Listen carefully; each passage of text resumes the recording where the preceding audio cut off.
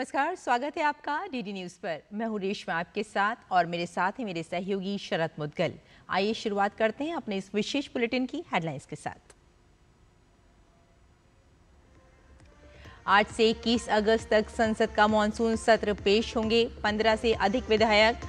Operation सिंदूर सहित प्रमुख मुद्दों पर चर्चा के लिए सरकार तैयार। विपक्ष से जताई सहयोग की उम्मीद।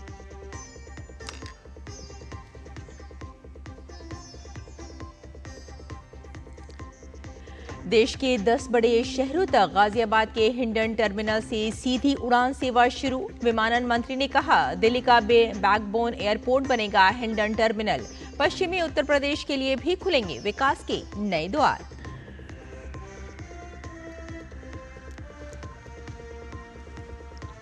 परमाणु वार्ता को लेकर यूरोपीय संघ की चेतावनी के बाद ईरान की प्रतिक्रिया। विदेश मंत्री अब्बास अरागची ने निष्पक्ष परमाणु समझौते पर दिया जोर।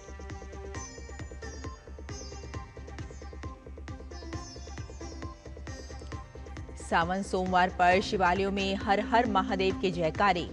मंदिरों में जलाभिषेक और रुद्राभिषेक से हो रही है भोलेनाथ की विशेष आराधना।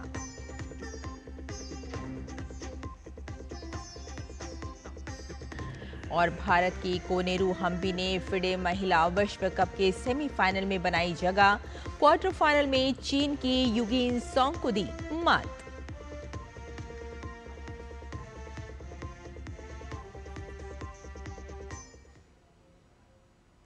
और अब समाचार विस्तार से।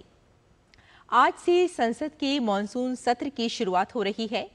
21 अगस्त तक चलने वाले इस सत्र में 32 दिन में कुल 21 बैठकें होंगी। सरकार की ओर से इस सत्र के दौरान उठाए जाने वाले विधायी और अन्य कार्यों के लिए अस्थायी रूप से 17 मदों की पहचान की गई है। 15 से ज्यादा बिल सत्र के दौरान सदन के पटल पर रखे जा सकते हैं, जिनमें कुछ नए बिल लाने और पेंडिंग बिलों को पास करने की भी कोशिश करने की बात कही जा रही है। इन विधायकों में इनकम टैक्स बिल अहम रहेगा। साथ ही मणिपुर में राष्ट्रपति शासन को बढ़ाए जाने के प्रस्ताव को भी इस सत्र में मंजूरी दी जाएगी। वहीं विपक्ष की ओर से सरकार को घेरने की पूरी तैयारी है। पहलगाम आतंकी हमला, ऑपरेशन सिंदूर, अमेरिकी राष्ट्रपति डोनाल्ड ट्रंप के मध्यस्थता वाले कथित बयानों और बिहार में वोटर लिस्ट रिवीजन जैसे तमाम मुद्दे हैं, जिन पर वे सरकार को घेरने की रणनीति अपना रही है। सत्ता पक्ष भी अपनी रणनीति पर काम कर रहा है। इससे पहले रविवार को सरकार की ओर से बुलाई गई सर्वदलीय बैठक में सरकार की ओर से साफ किया गया है कि उनका एजेंडा सरकारी कामकाज को प्राथमिकता के साथ आगे बढ़ाना है। वहीं विपक्ष के किसी भी मुद्दे पर नियमों के तहत चर्चा के लिए सरकार को कोई आपत्ति नहीं है। बैठक में मंत्रियों सहित कुल 40 राजनीतिक दलों के 54 नेताओं ने भाग लिया। केंद्रीय स्वास्थ्य एवं परिवार कल्याण, रसायन एवं उर्वरक मंत्री तथा राज्यसभा में सदन के नेता जगत प्रकाश नड्डा की अध्यक्षता में राजनीतिक दलों के नेताओं के साथ एक बैठक आयोजित की गई। सरकार की ओर से मानसून सत्र के दौरान पेश किए जाने वाले संभावित विधेयकों की सूची की बात की जाए तो इसमें लदान विधेयक 2024, समुद्री माल परिवहन विधेयक 2024, तटीय नौवहन विधेयक 2024, गोवा राज्य के विधानसभा क्षेत्रों में अनुसूचित जनजातियों के प्रतिनिधित्व का पुनर्समायोजन विधेयक 2024, व्यापारी नौवहन विधेयक 2024, भारतीय बंदरगाह विधेयक 2025, आयकर विधेयक 2025, मणिपुर माल एवं सेवा कर संशोधन विधेयक 2025, एक अध्यादेश का स्थान लेने के लिए जन विश्वास प्रावधानों में संशोधन विधेयक 2025, भारतीय प्रबंधन संस्थान संशोधन विधेयक 2025, कराधान विधि संशोधन विधेयक 2025, भू विरासत स्थल एवं भू अवशेष संरक्षण एवं रखरखाव विधेयक 2025, खान एवं खनिज विकास एवं विनियमन संशोधन विधेयक 2025, राष्ट्रीय खेल प्रशासन विधेयक 2025 राष्ट्रीय डोपिंग रोधी संशोधन विधेयक 2025 शामिल है। इसके साथ ही सदन में होने वाले वित्तीय कार्यों की बात की जाए तो साल 2025-26 के लिए अनुदान मांगों, मणिपुर पर चर्चा एवं मतदान तथा संबंधित विनियोग विधेयक का पुनर्स्थापन विचार एवं पारित वापस किए जाने के लिए पेश किया जाएगा। इसके साथ ही संसद में होने वाले अन्य कार्यों में मणिपुर राज्य के संबंध में भारत के संविधान के अनुच्छेद 356(1) के अंतर्गत 13 फरवरी 2025 को राष्ट्रपति द्वारा जारी उद्घोषणा के माध्यम से लगाए गए राष्ट्रपति शासन के विस्तार के अनुमोदन हेतु संकल्प शामिल है। मॉनसून सत्र के पहले दिन की कार्यसूची की बात की जाए तो आज लोकसभा और राज्यसभा में एक एक विधेयक सूचीबद्ध है। लोकसभा में आज गोवा राज्य के विधानसभा क्षेत्रों में अनुसूचित जनजातियों के प्रतिनिधित्व का पुनर्समायोजन विधेयक 2024 चर्चा के लिए पेश होगा। विधेयक को केंद्रीय मंत्री अर्जुन राम मेघवाल पेश करेंगे। वहीं राज्यसभा में आज वहन पत्र विधेयक 2025 चर्चा और पारित किए जाने के लिए पेश होगा। विधेयक को केंद्रीय मंत्री सर्बानंद सोनोवाल पेश करेंगे। इसके साथ ही दोनों सदनों में अन्य अहम विधायी कार्यों के साथ साथ प्रश्नकाल के दौरान कई अहम प्रश्न पूछे जाएंगे।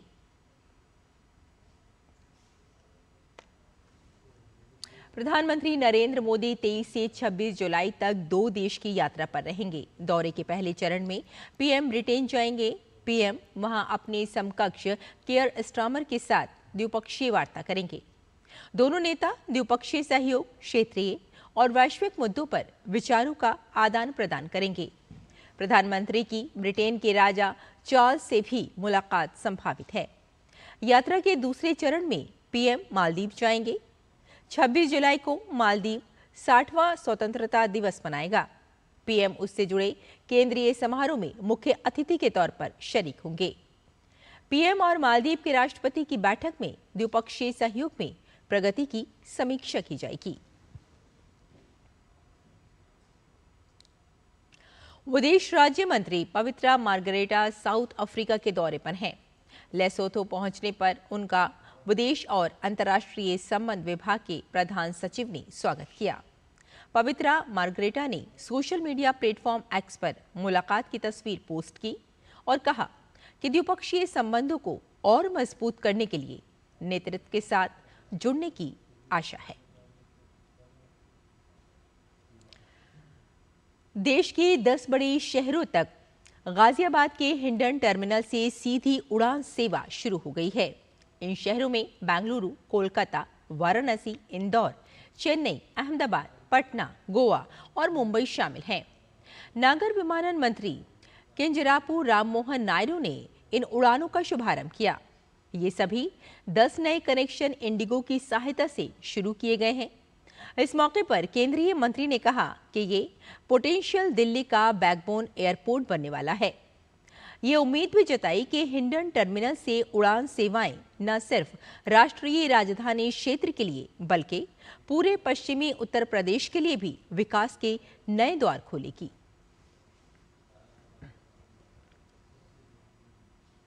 पश्चिम बंगाल शिक्षक भर्ती घोटाला मामले में राज्य की मुख्यमंत्री ममता बनर्जी के खिलाफ दायर अवमानना याचिका पर सुप्रीम कोर्ट सुनवाई करेगा।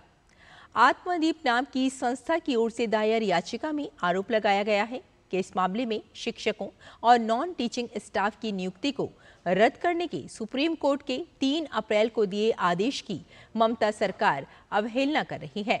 याचिका में कहा गया है कि 7 अप्रैल को दिए अपने भाषण में ममता बनर्जी ने कई ऐसी बातें कही जो सुप्रीम कोर्ट की गरिमा को कम करने वाली हैं।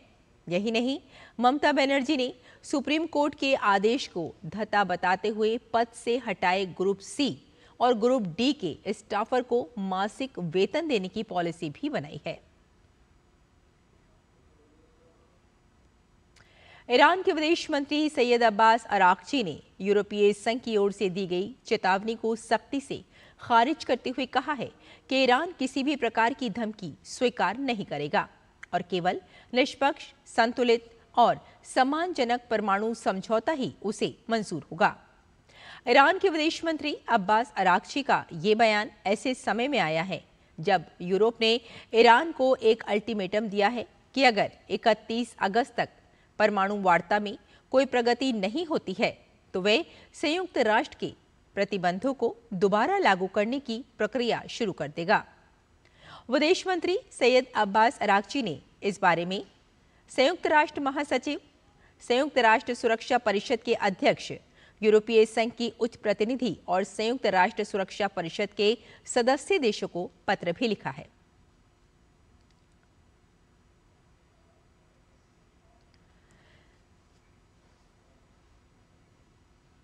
सावन महीने का आज दूसरा सोमवार है। देश भर के शिव मंदिरों में श्रद्धालुओं की भारी भीड़ उमड़ रही है। लोग भगवान शिव की पूजा अर्चना कर रहे हैं और उन पर जल, दूध, बेलपत्र चढ़ा रहे हैं। विशेष रूप से काशी विश्वनाथ मंदिर और अन्य प्रमुख शिव मंदिरों में भक्तों की भारी भीड़ देखी जा रही है। श्रवण मास भगवान शिव को समर्पित है और इस महीने में सोमवार का व्रत और पूजा का विशेष महत्व है। मान्यता है कि इस दिन भगवान शिव की पूजा करने से भक्तों की सभी मनोकामनाएं पूरी होती हैं और सुख, समृद्धि, शांति और अच्छे स्वास्थ्य का आशीर्वाद मिलता है। आज भक्त सुबह से ही मंदिरों में पहुंचने लगे हैं और भगवान शिव का जलाभिषेक कर रहे हैं। कई मंदिरों में विशेष पूजा और अभिषेक कार्यक्रमों का आयोजन किया जा रहा है। भारतीय ग्रैंड मास्टर कोनेरू हम्पी ने फिडे महिला विश्व कप के सेमीफाइनल में जगह बना ली है। क्वार्टर फाइनल में हम्पी ने चीन की युगिन सॉन्ग को मात दी। इस प्रतियोगिता में भारत की 4 खिलाड़ी क्वार्टर फाइनल में पहुंची हैं। भारत पहला देश है जिसकी 4 खिलाड़ी क्वार्टर फाइनल में पहुंचने में कामयाब रही हैं।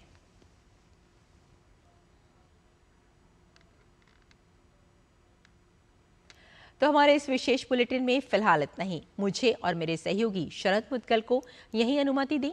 नमस्कार।